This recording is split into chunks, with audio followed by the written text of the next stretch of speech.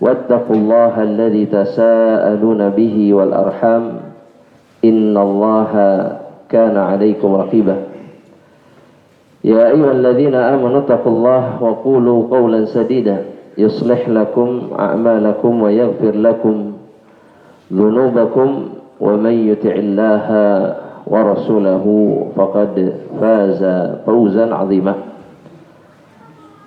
فأما بعد عباد الله رحمني wa rahimakumullah. Tentunya kita sangat bersyukur kepada Allah Subhanahu wa ta'ala yang telah mempertemukan dan mengumpulkan kita di rumah Allah, di tempat yang disucikan oleh Allah Subhanahu wa ta'ala, dan telah Allah jadikan sebagai rumah bagi orang-orang yang beriman lagi bertakwa kepada Allah Subhanahu wa ta'ala. Dan ini adalah anugerah yang diberikan oleh Allah kepada hamba-hamba yang dipilih dan dicintai oleh Allah Subhanahu wa ta'ala. Karena masjid hanya dicintai oleh mereka-mereka yang diberikan taufik dan hidayah untuk mencintai rumah Allah Subhanahu wa ta'ala. Kalaulah semua orang mencintai masjid, maka niscaya masjid pasti penuh. Dan itu membuktikan bahwa masjid adalah tempat bagi mereka-mereka yang dipilih oleh Allah Rabbul Alamin. Maka bersyukurlah telah menjadi di antara mereka yang dipilih oleh Allah Subhanahu wa ta'ala. Dan kita pun bersyukur kepada Allah karena di malam hari ini kita bisa kembali melanjutkan perjalanan kita, menyempurnakan ikhtiar kita untuk bisa dirahmati oleh Allah Subhanahu wa ta'ala. Karena setiap detik dari kehidupan yang kita lalui sebenarnya adalah kesempatan untuk mencari rahmat Allah Subhanahu wa ta'ala, kesempatan untuk mencari pengampunan Allah, kesempatan untuk bisa kemudian diridhai oleh Allah dan berakhir di tempat yang tertinggi yang disediakan oleh Allah Subhanahu wa ta'ala. Maka ini pun anugerah yang sangat luar biasa yang telah Allah berikan kepada kita. Khususnya di malam hari ini kita akan melanjutkan pembahasan kitab Al-Kabair, yakni buku yang mengumpulkan dosa besar di dalam Islam yang dikumpulkan oleh Imam Az-Zahabi rahmatullahi ta'ala alaihi dalam kitabnya. Paling tidak ada 76 dosa besar yang dicantumkan oleh beliau di dalam kitabnya. Dan kita telah sampai kepada dosa besar yang keberapa jamaah? Yang 36, 35. Terjadi khilaf di antara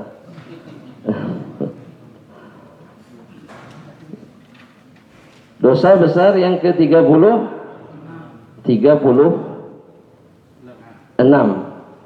Iya, 36. Betul. Insyaallah. Al-kabiratu as-sadisatu wa thalathun. Dosa besar yang ke-36 kata Imam Az-Zahabi itu adalah al-mannan. Mungkin kita sempat singgung di perjumpaan sebelumnya 1 tahun yang lalu atau di tahun kemarin,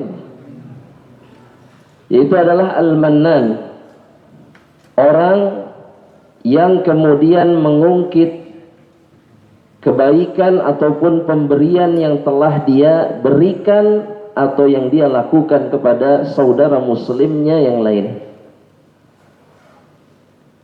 Perbuatan mengungkit-ungkit kebaikan itu seringkali dianggap bukan sebagai dosa oleh kebanyakan kaum muslimin. Padahal di mata Allah Subhanahu wa ta'ala, di dalam syariat Allah, ini di antara dosa-dosa yang sangat dibenci oleh Allah Subhanahu wa ta'ala, yang membuat pelakunya kemudian itu berhak mendapatkan hukuman dari Allah. Dan Islam adalah agama yang senantiasa memerintahkan hamba-hambanya, umatnya untuk melakukan kebaikan, ikhlas karena Allah Subhanahu wa ta'ala, dan tidak pernah kemudian menuntut apapun dari makhluk. Karena orang-orang yang mengungkit kebaikan adalah orang-orang yang mengharapkan balasan dari makhluk. Karena andaikan dia hanya mengharapkan balasan dari Allah, niscaya dia tidak akan pernah mengungkit satupun kebaikan yang dia lakukan. Allah Subhanahu wa ta'ala, kata Imam Az-Zahabi rahmatullahi ta'ala alaihi, ya, di dalam kitabnya beliau mengutip firman Allah dalam suratul Baqarah ayat yang ke-264 ketika Allah mengatakan, ya ayyuhalladzina amanu la tubtilu shadaqatikum bil manni wal adha. Wahai orang-orang yang beriman, janganlah kalian batalkan sedekah kalian, yakni amal soleh kalian, karena sedekah di antara amal saleh yang paling atau yang sangat dicintai oleh Allah. Ya. Bahkan sedekah itu kata Nabi burhan. Kata Nabi dalam hadis Muslim, sedekah itu burhan. Burhan itu artinya bukti. Orang yang bersedekah karena Allah adalah orang yang menunjukkan bukti imannya kepada Allah Subhanahu wa ta'ala. Karena yang mampu sedekah lillahi ta'ala hanya orang-orang yang jujur keimanannya. Orang-orang yang tulus melakukannya hanya karena Allah. Yang kemudian tidak pernah mengungkit-ungkit kepada siapapun. Dan tidak pernah mengharapkan balasan apapun dari makhluk. Ini yang perlu kita ingat bersama-sama jemaah rahmatullah. Terkadang kita bertanya-tanya kapan sedekah itu ikhlas karena Allah, kan gitu ya. Kadang-kadang kita ini tuh ikhlas apa tidak. Cara melihatnya atau cara menilainya adalah ketika sama sekali di dalam dada kita tidak ada keinginan mendapatkan balasan apapun dari makhluk. Titik. Apapun yang terjadi. Maka pastikan apa yang kita lakukan itu ikhlas karena Allah Subhanahu wa ta'ala. Ya, karena kadang-kadang muncul perasaan dalam hati itu, aduh, nah nggak ada ucapan terima kasih kayak naon kayak gitu. Kadang-kadang gitu ya, kadang-kadang gitu. Padahal kita tuh udah baik, udah sering ngasih teh. Nah gitunya, ya syukron atau gitu. Nuhun kayak atau apa gitu. Ya, basa-basi lah gitu istilahnya. Dalam hati itu muncul perasaan seperti itu. Padahal apa yang dilakukan seseorang karena Allah, maka sedikit pun dia tidak mengharapkan apapun dari makhluk. Dan apa yang dilakukan, kebaikan yang kita keluarkan berupa sedekah itu bisa batal, bisa gugur pahalanya di sisi Allah. Dan dalam ayat ini Allah menggambarkan atau menyampaikan kepada kita apa perkara yang paling sering membatalkan sedekah kita. Al-man yang pertama. Al-man itu adalah dengan mengungkit-ungkit kebaikan. Dulu kan saya yang ngasih itu dulu, waktu itu ingat nggak? Ya, itu kan dari saya itu yang dipakai. Yang buat ini kan dari saya, yang buat itu kan dari saya. Itu namanya man. Maka perkara seperti ini membatalkan sedekah seseorang. Atau yang kedua, al-adha. Ketika seseorang kemudian menyakiti saudaranya yang menerima kebaikan dari dirinya, merendahkannya, menghinanya, melecehkannya, menjatuhkan kehormatannya. Karena tidak jarang ini dilakukan oleh seseorang yang merasa sudah banyak berbuat baik kepada saudaranya.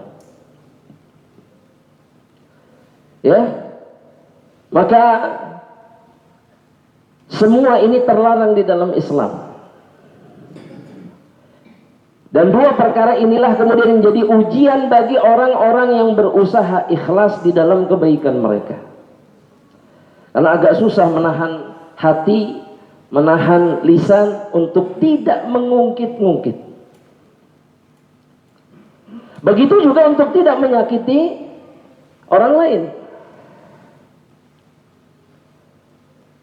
Dan dalam ayat ini ada isyarat bahwa jamaah rahmatullah Allah subhanahu wa ta'ala, al-man, mengungkit kebaikan itu adalah perkara yang dibenci oleh Allah. Dan Allah melarangnya. Tidaklah Allah melarang sesuatu melainkan dia adalah perkara yang buruk, tidak baik, dan tidak disukai oleh Allah subhanahu wa ta'ala. Meskipun banyak manusia yang melakukannya, maka itu tidak membuat perkara itu jadi benar, jadi baik. Karena mungkin umum, banyak orang sekarang mengungkit-ungkit kebaikan, bahkan di media sosial misalkan, dibongkar semuanya. Nasallallahu alaihi wasallam. Yang lebih menguatkan kemudian bahwa yang namanya mengungkit kebaikan itu adalah perkara yang terlarang, dosa besar, adalah dalil berikutnya yang disampaikan oleh Al-Imam Az-Zahabi.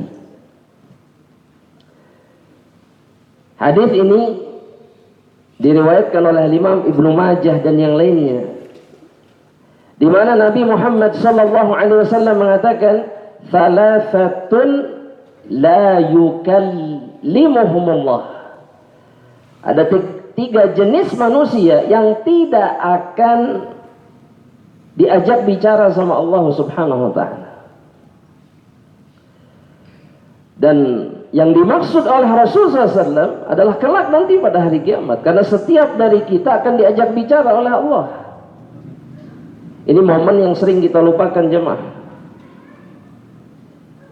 Kita sering lupa bahwa kita ini akan berdiri di hadapan Allah dan Allah berbicara kepada kita satu persatu. Mungkin sebagian akan ada yang mengatakan kalau begitu lama prosesnya, karena memang lama, puluhan ribu tahun proses itu akan berlangsung, sebagaimana disebutkan dalam hadis.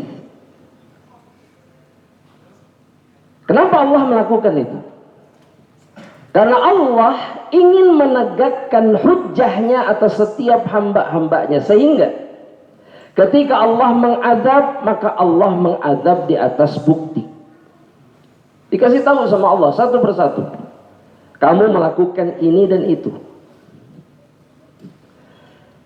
Kalau kemudian Allah memberikan balasan kebaikan, memberikan surga, Allah melakukannya pun di atas bukti. Kenapa pantas masuk surga? Ini buktinya. Kata Rasulullah SAW, "Laisa bainahu wa bainahu turjuman."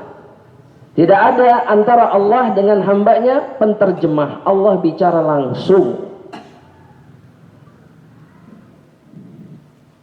Ya. Sudahkah kita siap menghadapi hari itu? Di hadapan makhluk saja kadang-kadang kita sulit berbicara, betul tidak jemaah? Yang mungkin kita segani, mungkin kita muliakan, kita hormati, kadang untuk berucap pun berat. Bagaimana ketika kita berdiri di hadapan Allah subhanahu wa ta'ala? Dan itu pasti. Nah, akan ada orang-orang yang Allah subhanahu wa ta'ala tidak sudi berbicara kepada mereka. Dan bukan hanya itu, kata Rasulullah SAW, "Wala yanzuru ilaihim," dan Allah tidak akan memandang mereka bahkan. Artinya Allah tidak peduli. Sebagian ulama mengatakan Allah tidak memandang itu, tidak memandang dengan pandangan kasih sayang. Allah murka kepada mereka. Wala yuzakkihim, mereka tidak akan dibersihkan dosa-dosanya, walahum azabun alim, dan mereka akan mendapatkan azab yang pedih. Ini sudah sempurna jemaah. 4 ancaman sekaligus bagi 3 manusia ini. 3 jenis manusia ini yang akan disebutkan oleh Nabi sallallahu alaihi wasallam. Yang pertama, siapa jemaah? Al-musbil izarahu, kata Nabi Muhammad sallallahu alaihi wasallam. Orang yang memanjangkan kainnya di bawah mata kaki, dalam riwayat yang lain senada dengan riwayat ini ada tambahan. Orang yang memanjangkan kainnya di bawah mata kaki karena kesombongan secara khusus.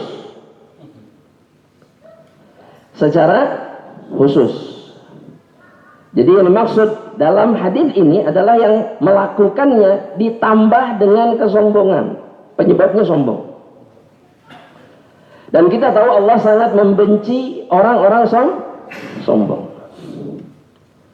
Anda lagi sekali lagi, Allah subhanahu wa ta'ala sangat membenci orang-orang sombong. Yang kedua, Nabi menyebutkan al-mannan. Yang kedua adalah orang yang suka mengungkit-ungkit kebaikan. Nah, orang yang mengungkit ini, kenapa kok diperlakukan seperti itu oleh Allah? Karena orang yang sanggup mengungkit kebaikannya adalah orang-orang yang tidak ikhlas di dalam ibadahnya.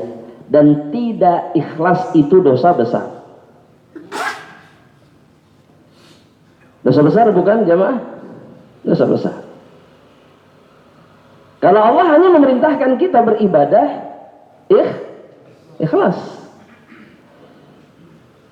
Apakah Allah menginginkan kita ibadah untuk dunia? Tidak. Apakah Allah memberikan kesempatan sama kita untuk minta balasan dari makhluk? Tidak juga.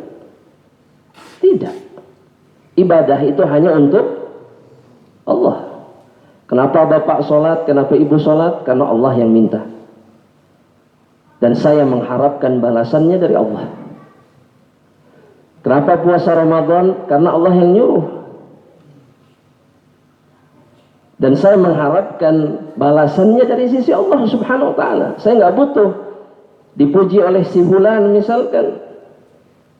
Atau karena saya puasa dan sholat kemudian saya akan mendapatkan dunia misalkan. Enggak, saya nggak butuh itu.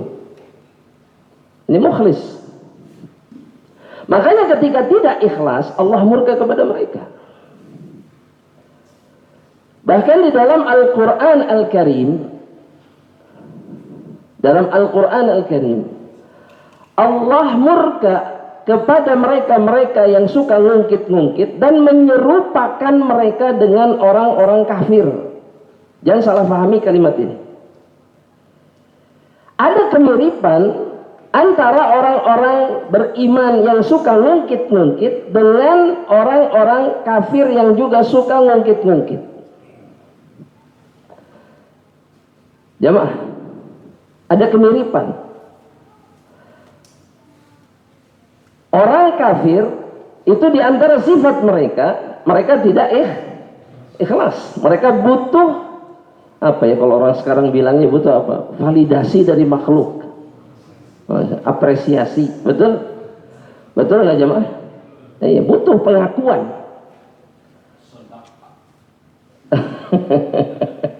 Butuh pengakuan dari makhluk. Nah, orang kafir itu sifatnya itu munafik, musyrik, kafir. Coba antum lihat ayat-ayat dalam Al-Quran, pasti Allah menyebutkan di antara sifat mereka itu butuh validasi dari makhluk, atau dengan kata Al-Qurannya, mereka suka riya, menunjukkan apa? Amal soleh mereka. Demi apa? Demi pengakuan makhluk. Ya, betul jemaah? Betul? Taib. Sekarang anda mau tanya, apa untungnya mendapatkan pengakuan makhluk?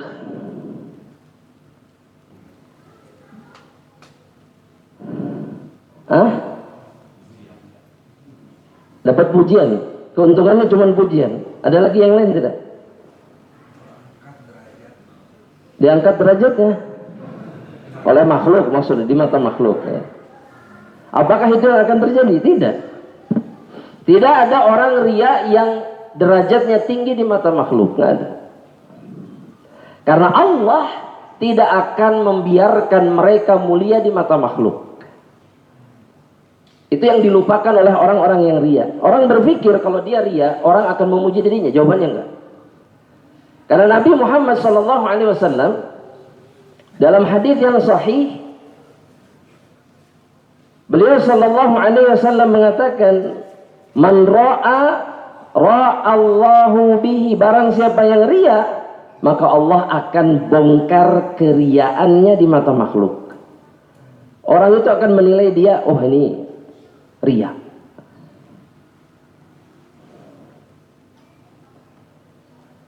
Dan orang-orang yang mengungkit kebaikannya, sehingga orang itu tahu akhirnya, ya, mereka tidak mau balasan akhirat, dan ini sifat orang kafir.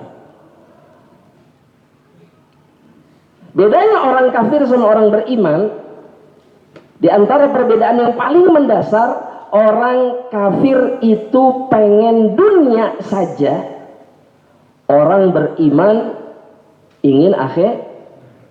Itu bedanya. Jamaah, antum pengen dunia atau pengen akhirat? Ya salam, ya salam. Dunia akhirat.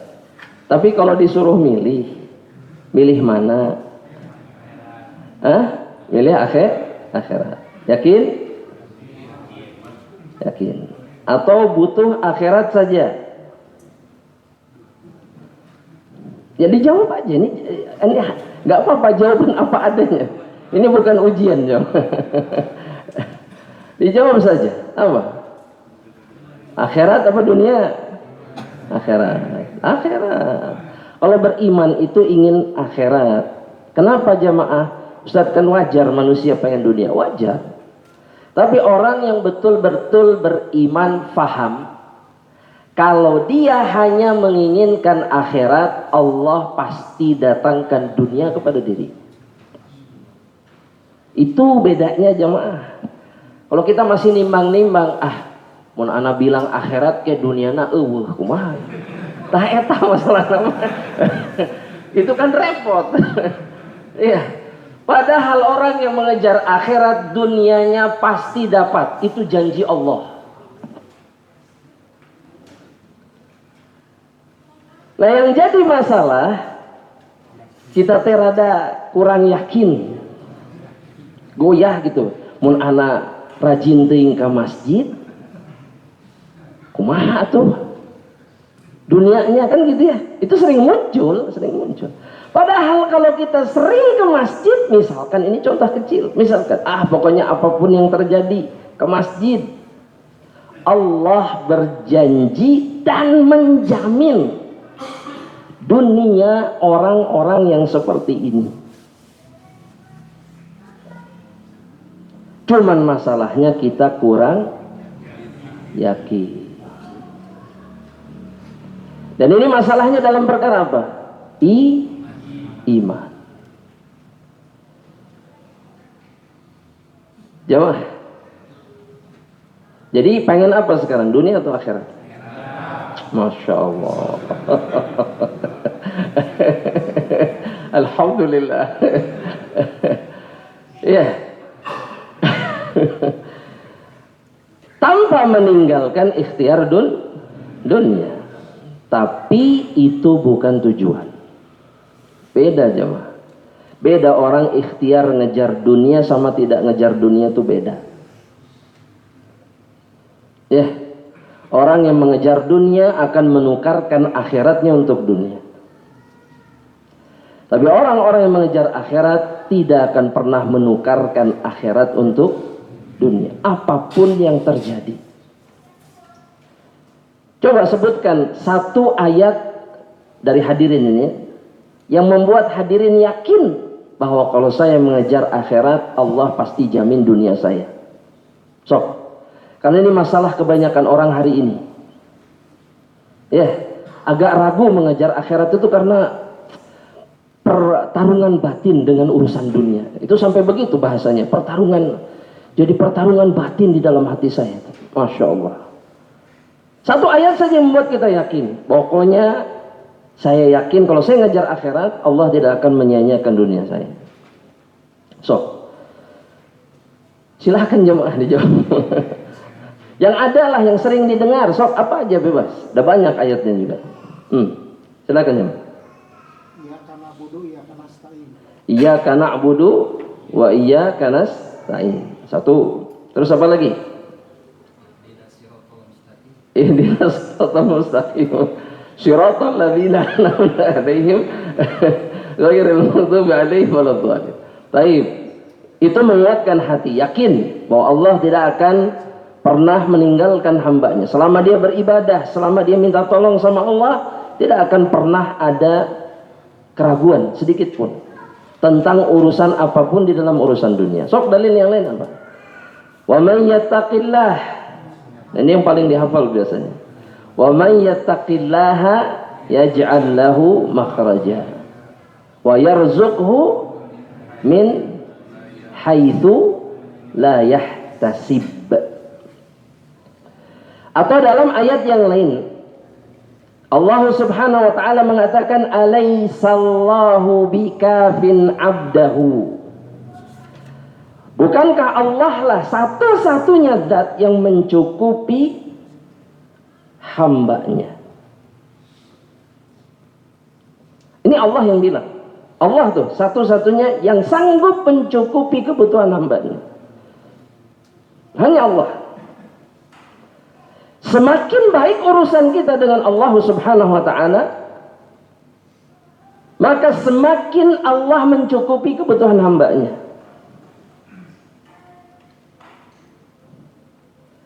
Atau dalam ayat yang lain, wa may yatawakkal 'ala Allah fahuwa hasbuhu. Barang siapa yang bertawakal sama Allah, Allah yang akan mencukupi segalanya, segala urusannya. Nah, ayat-ayat ini hilang dari benak kita kalau berbicara tentang dunia atau berhadapan dengan urusan duniawi.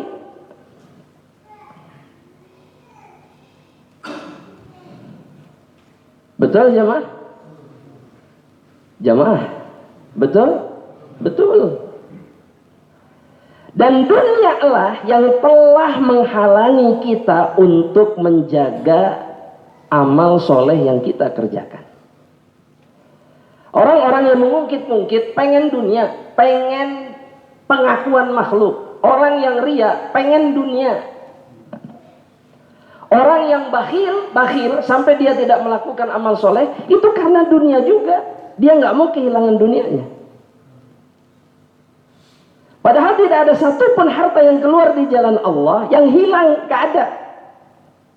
Jamaah. Apa yang kita keluarkan di jalan Allah tidak pernah hilang, tidak pernah hilang. Masih ada di sisi Allah, bahkan berlipat ganda, dilipat gandakan sama Allah Subhanahu wa ta'ala. Jadi ketika kita mengeluarkan sesuatu di jalan Allah, apa yang kita keluarkan itu nggak hilang, ada dia. Meskipun nggak ada di tangan. Betul jemaah? Kan itu yang berat jemaah. Nggak ada di dompet, nggak ada di saldo rekening bank, nggak ada. Menurut kita, padahal dia ada di sisi Allah. Ketika Nabi Muhammad SAW memerintahkan Aisyah, ini dalam hadis Bukhari, membagikan seekor kambing kepada tetangga-tetangganya. Seekor dimasak kemudian dibagikan. Kata Rasulullah SAW, bagikan. Yang tersisa cuma satu paha. Yang tersisa satu paha. Sama Nabi ditanya, ada yang tersisa? Tidak ada ya Rasulullah. Ini satu paha. Ini sisanya yang belum terbagikan. Kata Nabi SAW, yang tersisa adalah yang sudah engkau bagikan kepada saudara-saudara.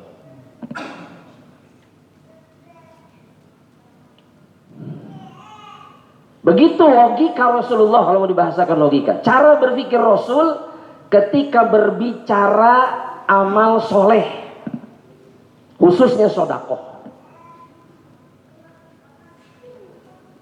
Nah kemudian yang tersisa ini sering hilang. Gara-gara apa? Diungkit-ungkit dan kemudian menyakiti orang yang menerimanya. Dan semua itu karena dunia. Coba apa untungnya ngungkit-ngungkit? Gak ada. Illa dia ingin memvalidasi kebaikannya di mata makhluk. Saya sudah berbuat baik kepada Anda. Itu yang dia inginkan. Titik, cuman itu yang dia pengen. Dan ini musibah. Masya Allah. Ini sholat dulu atau gimana? Oh 5 menit lagi. Oh belum ada. Baik. Sampai mana tadi teh? Oh. Apa? Musibah. Oh mungkin pengen dunia. Betul? Pengen dunia. Nah, sampai di situ. Yang diinginkan cuma itu saja. Saya menetapkan saya itu berbuat baik sama kamu. Titik, udah itu aja. Yang akhirnya membuat dia kehilangan keuntungan akhirat. Padahal jika dia ikhlas mengeluarkan sesuatu di jalan Allah, maka apa yang dia keluarkan akan jadi naungan untuk dirinya pada hari kiamat di padang mahsyar. Dalam hadis jamaah rahmatullah diriwayatkan Imam Ahmad dan yang lainnya, Rasulullah sallallahu alaihi wasallam mengatakan, kullu mri'in tahta dhilli shadaqatihi yaumil qiyamah. Setiap orang itu di bawah naungan sedekahnya pada hari kiamat. Karena nanti di padang mahsyar itu matahari akan sangat dekat. Dan setiap dari kita butuh naungan. Dan di antara yang menaungi diri kita, amal sedekah yang kita lakukan karena Allah.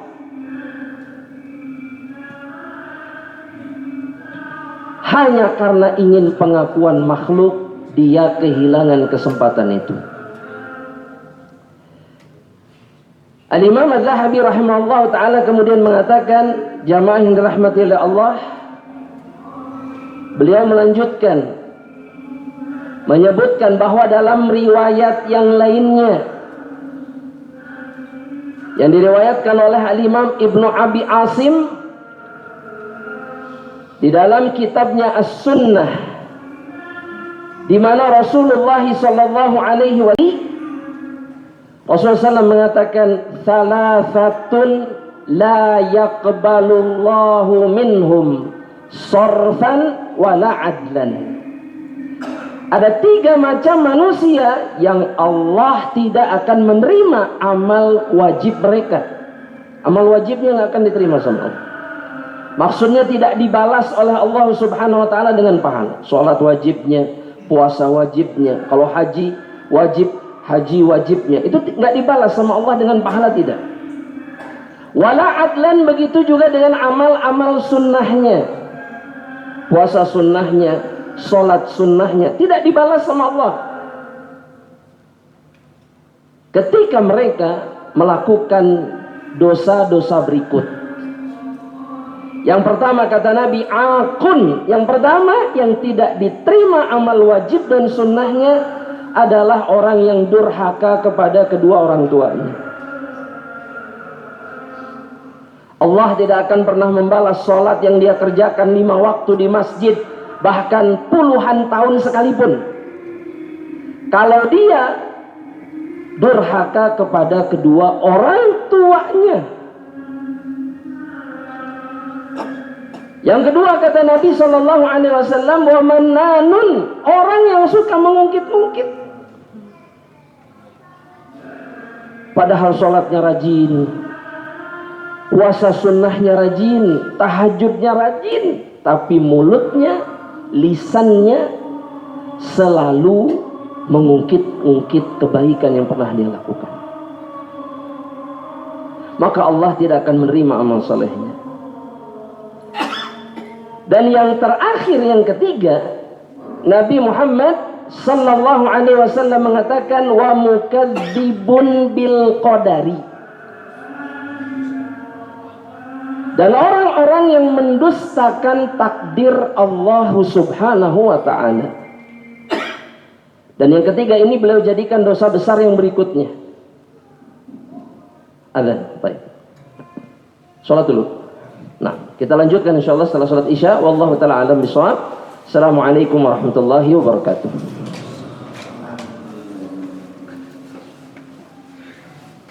Amma ba'd, ibadallah, ikhwatal Islam, ikhwati fillah, azanillahu wa iyyakum. Kembali kepada apa yang disampaikan oleh Imam Az-Zahabi pada dosa besar yang ke-36. Di akhir pembahasannya beliau menyebutkan hadis yang kita sebutkan tadi, bahwa ada 3 orang yang kemudian tidak diterima oleh Allah Subhanahu wa taala amal wajibnya, begitu juga dengan amal sunnahnya.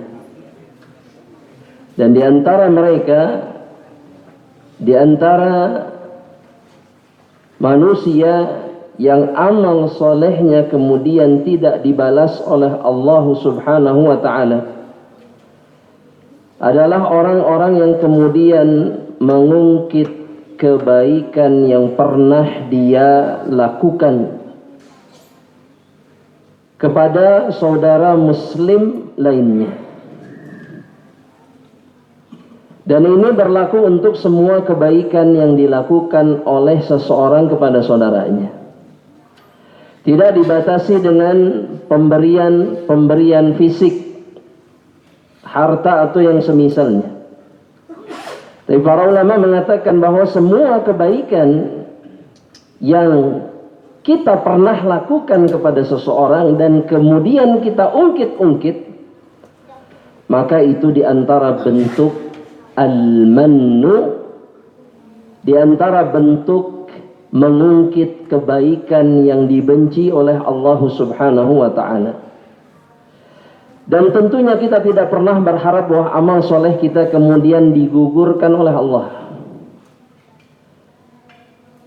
Jangan sampai karena sedikit dari keinginan duniawi kemudian kita menggugurkan pahala yang dijanjikan oleh Allah Subhanahu wa ta'ala. Kita lupa, kita sering sekali lupa bahwa kebaikan yang kita lakukan itu akan menjadi kebaikan yang sangat luar biasa di sisi Allah Subhanahu wa ta'ala. Allah tidak pernah membalas kebaikan sepadan dengan apa yang kita lakukan, tidak pernah. Allah selalu memberikan lebih dan berkali lipat. Allah Subhanahu wa ta'ala mengingatkan kita, salah satunya dalam firman Allah di dalam surat Al-Muzammil, ketika Allah Subhanahu wa ta'ala mengatakan wa ma tuqaddimu min anfusikum atau li anfusikum min khair, apapun yang kalian lakukan untuk diri kalian. Perhatikan apa yang dikatakan oleh Allah. Apapun yang kalian lakukan, apapun yang kalian berikan untuk diri kalian sendiri, min khair, dari perbuatan baik. Karena perbuatan baik itu adalah bentuk memberi, berbuat baik kepada diri sendiri, meskipun kita melakukannya kepada orang lain. Maka kata Allah, tajiduhu indallah, kalian akan menjumpainya di sisi Allah. Huwa khairan, dia akan dijumpai lebih baik dari apa yang dia lakukan di dunia. Meskipun kita melakukan kebaikan yang sangat kecil, misalkan, meskipun tidak ada kebaikan yang kecil, jamaah, Allah, amal ini menjadi amal yang besar. Karena orang-orang yang ikhlas tidak pernah memuji apa yang mereka lakukan untuk Allah. Ya, alhamdulillah anak teh puasa sunnah udah 20 tahun. Gak ada itu orang ikhlas. Karena dia tahu 20 tahun puasa yang dia lakukan belum tentu diterima sama Allah. Dia khawatir ketika dia memuji amalannya, dia kehilangan balasan terbesar di sisi Allah Subhanahu wa taala. Yang terakhir, satruhu, dengan menyembunyikannya. Dan menyembunyikan amal soleh itu di antara cara menyempurnakan keikhlasan di dalam ibadah, di dalam kebaikan. Semakin tersembunyi, semakin ikhlas. Itu pasti. Betul jamaah? Jamaah? Betul? Iya. Bukan kemudian sibuk menyingkapnya. Dan ini menjadi ciri orang-orang soleh sebelum kita.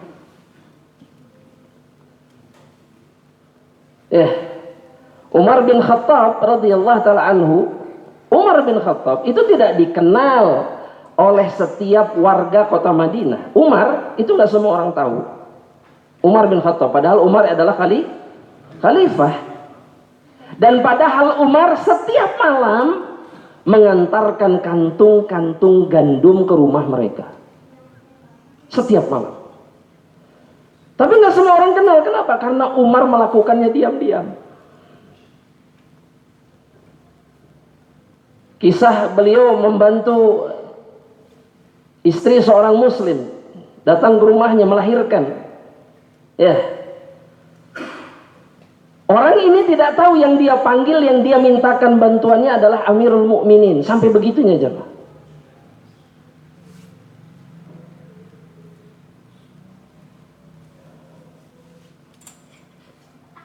Karena dia menyembunyikan amal solehnya.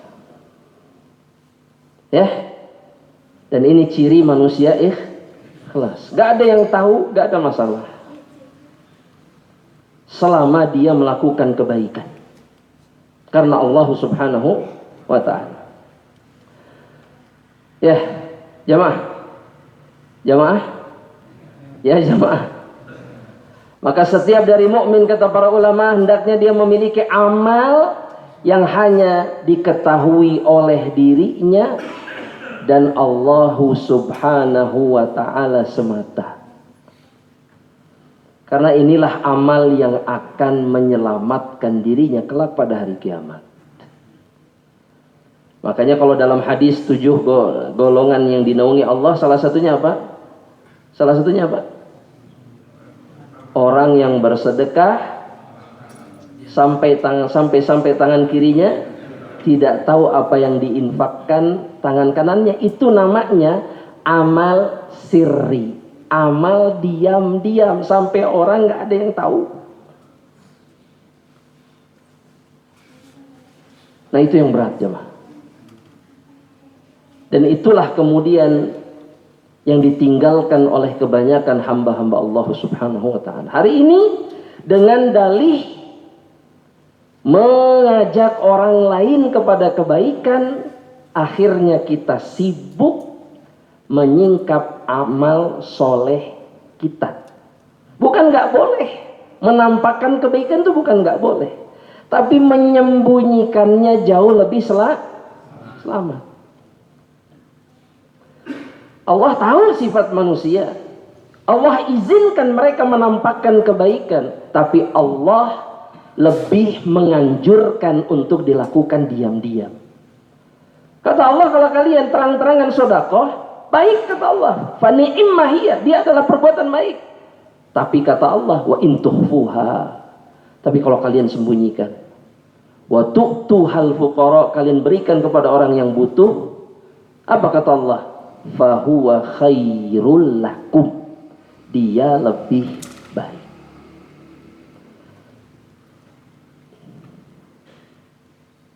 Dan itu yang menjadi akhir perjumpaan kita insyaallah. di malam hari ini. Wallahu taala alam bishawab. Ya, mudah-mudahan Allah terima amal saleh kita insyaallah taala. Sebelum diakhiri, jika ada yang mau ditanyakan silahkan. Tafadhal. Assalamualaikum. Silakan. Fiikum barakallah.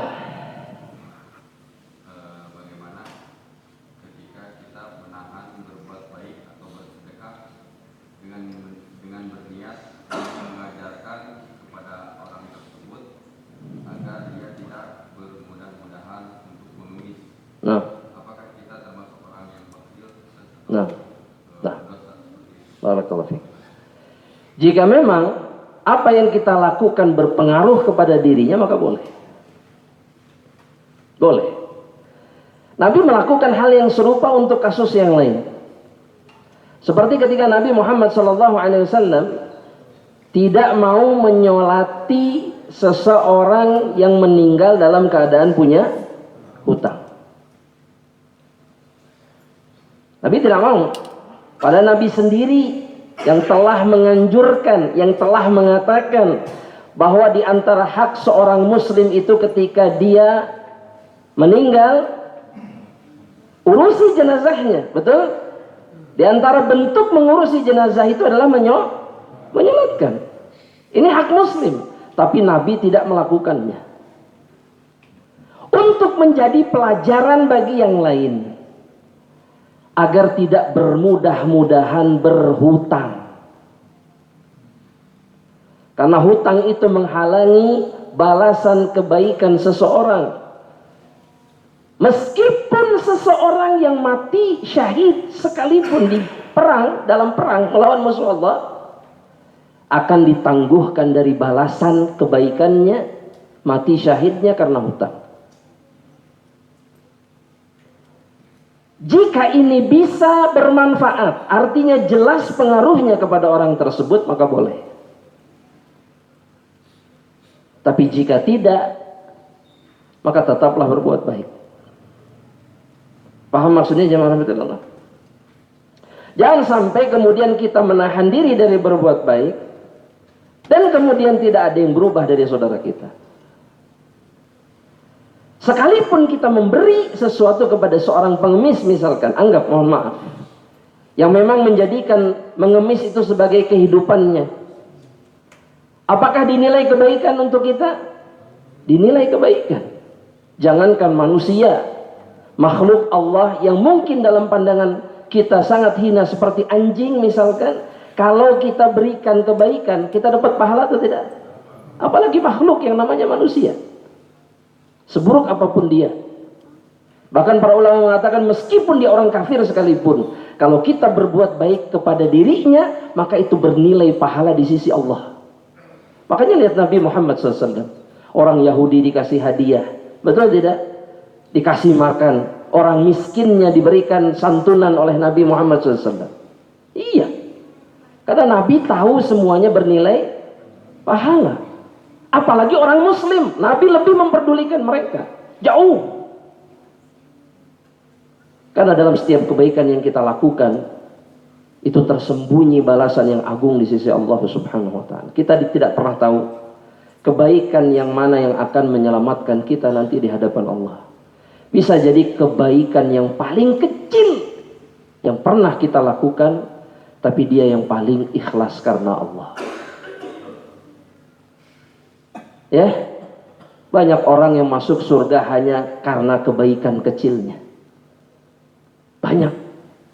Semua itu karena mereka ikhlas ketika melakukannya. Itu yang terpenting. Wallahu a'lam bishawab. Silakan. Jazakallahu khair. Nah, silakan. Pertanyaannya, ini bisa Ustaz, kita sedang berbincang dengan istri. Ini kita lagi bicarain perkara pengalaman kita dengan orang lain. Nah, Sekarang kita dengan istri bicara. Padahal orang itu kurang tahunya ke beliau. ya. Apa itu termasuk dasar tadi? Nah. Apa mungkin kebaikan? Sahih. Pertanyaannya apa tujuannya? Curhat. Terus apa faedahnya curhat dengan bahasa seperti itu? Tidak ada. Supaya itu sebagai kelepasan. Sahih, kelepasan. Nah, kelepasan itu yang jadi masalah. Ya. Padahal kalau kita berpikir sejenak, ketika kita curhat sama istri misalkan, masalahnya selesai? Enggak. Itu satu, baru satu. Yang kedua, bisa jadi istri sebelumnya tidak tahu kelakuan si fulan misalkan yang tidak baik itu. Tapi karena kita sampaikan akhirnya jadi tahu. Aib orang tersingkap. Dua. Yang ketiga, tidak ada faidahnya, bahkan yang mendorong kita mengucapkan kalimat itu adalah karena kita ingin kebaikan kita dibalas. Semestinya kita khawatir jangan sampai perasaan ini kemudian menggugurkan kebaikan yang sudah kita lakukan. Memang manusiawi. Ana nggak bilang ini sesuatu yang wah nggak boleh. Manusiawi memang, ini sifat manusia. Tapi ketika keceplosan dari kata antum tadi, ya keceplosan gitu, maka cepat-cepatlah merevisinya dengan istighfar. Karena jangan sampai karena kita ingin mengeluarkan unek-unek kita, akhirnya pahala kita ikut berguguran. Rugi dua kali. Si fulan tidak berubah, pahala amal soleh kita selesai, habis. Makanya kalau ketemu sama orang seperti ini sudah keras. Kalau dia tidak membalas kebaikan kita, biarkan itu urusan dia dengan Allah. Tapi yang penting jangan pernah kemudian mengungkit-ungkit apa yang pernah kita lakukan kepada dirinya. Keras. Karena kita butuh ini nanti pada hari kiamat. Kita butuh. Yang kita butuhkan bukan balasan orang ini. Yang kita butuhkan balasan Allah. Dan itu yang terpenting. Sudah. Agar kita selamat. Mudah-mudahan jelas insyaAllah ta'ala. Satu lagi yang terakhir. Silakan. Assalamualaikum.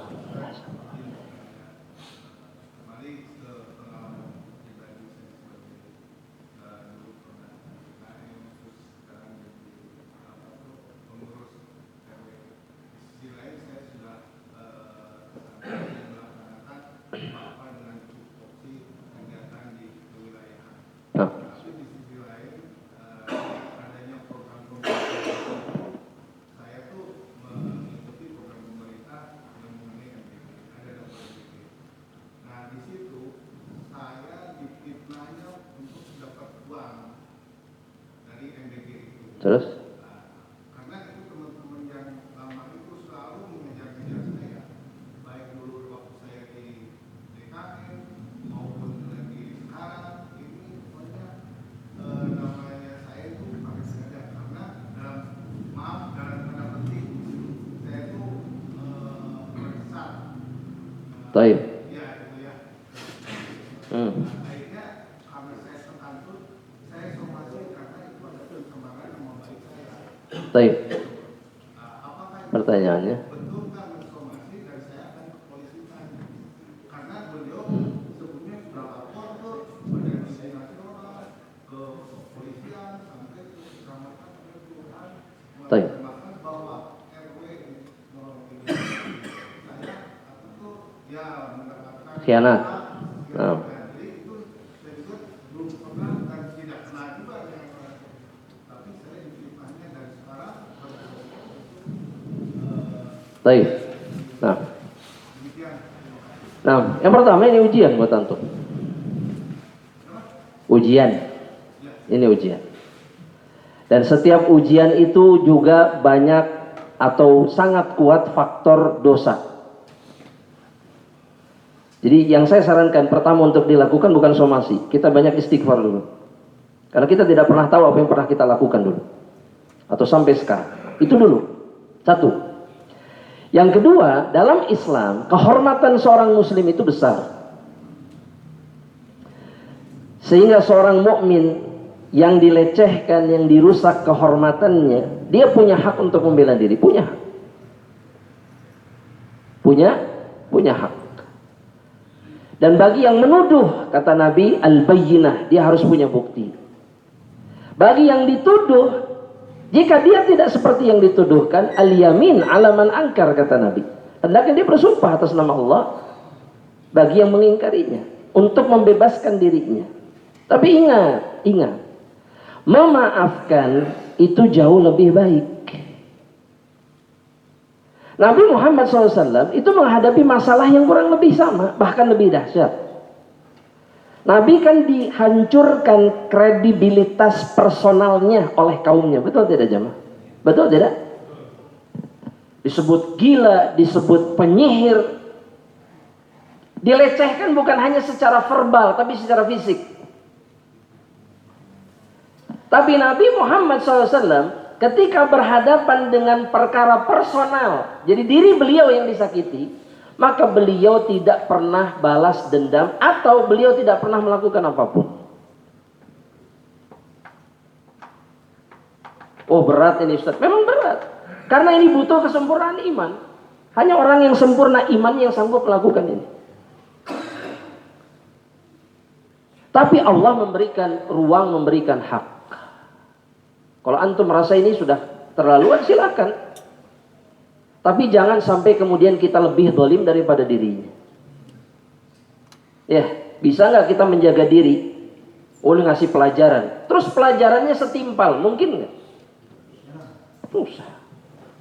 Ada kesempatan untuk membalas dengan balasan yang lebih dahsyat, pasti akan dilakukan.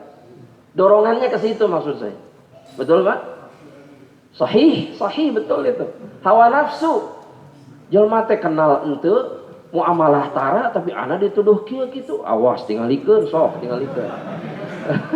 Itu kan sudah menunjukkan bahaya gitu loh maksud saya. Makanya kalau saya pikirkan lagi. Sekharah. Jangan sampai kemudian justru langkah yang kita ambil itu jauh lebih zalim dari apa yang dilakukan oleh saudara. Antum tinggal datangi pihak-pihak yang dilaporkan itu. Buktikan, saya tidak seperti yang dituduhkan. Selesai masalah. Ini buktinya. Mau cari apa? Silakan sok. Minta apa? Ini sok. Selesai masalah. Dengan cara seperti itu, antum menjaga kehormatan antum. Yang kedua, antum jelas lebih dekat dengan pertolongan Allah. Gak ada yang bisa mencelakakan antum. Innallaha ma'as. Allah itu bersama orang-orang sabar. Orang sabar itu bukan berarti yang diam, enggak. Tapi dia menahan dirinya dari melakukan sesuatu yang buruk. Itu orang sabar. Ya, membantah itu bentuk kesabaran. Kalau memang tuduhannya bohong, sabar itu. Membela kehormatan, nama baik itu hak yang diberikan sama Allah. Tapi dia nggak akan melakukan lebih dari itu. Tinggal ikan, sok, gitu ke orang, awas. Dia akan merasakan akibatnya. Pencemaran nama baik, hukumannya sekian tahun, pasal ini dan seterusnya. Siapa? Antum menang? Tidak. Bisa jadi akhirnya antum tidak lebih baik daripada orang yang menuduh antum dengan tuduhan-tuduhan keji. Alas. Kita pasti mati, dia pun pasti. Gak selesai di dunia, akan selesai di mana? Selesai. Tapi lakukan yang benar ketika kita masih hidup. Antum gak akan hina kalau antum tidak balas dendam. Ya, antum tidak akan hina. Justru antum lebih mulia daripada orang-orang yang menyakiti diri antum. Wallahu a'lam bishawab. Mudah-mudahan bisa dipikirkan kembali. Ya, tenang. Sabar, dan saran anak, kalau memang menjabat itu membuat antum merasakan banyak masalah, lepaskan jabatan itu. Holas cukup. Antum mengajukan apa? Pengunduran diri secara terhormat. Ya, subhanallah, jabatan RW saja sepelik ini jabatan. Apalagi yang lebih tinggi dari itu. Allahu Akbar. Nasallallahu alaihi wasallam. Mudah-mudahan Allah menjaga kita semuanya dan Allah ampuni dosa-dosa kita. Amin. Dan Allah mudahkan perjumpaan berikutnya insyaallah taala. Wallahu a'lam bishawab. Kita akhiri dengan doa kafaratul majlis. Subhanakallahumma wa bihamdika asyhadu an la ilaha illa anta astaghfiruka wa atubu ilaik. Assalamualaikum warahmatullahi wabarakatuh.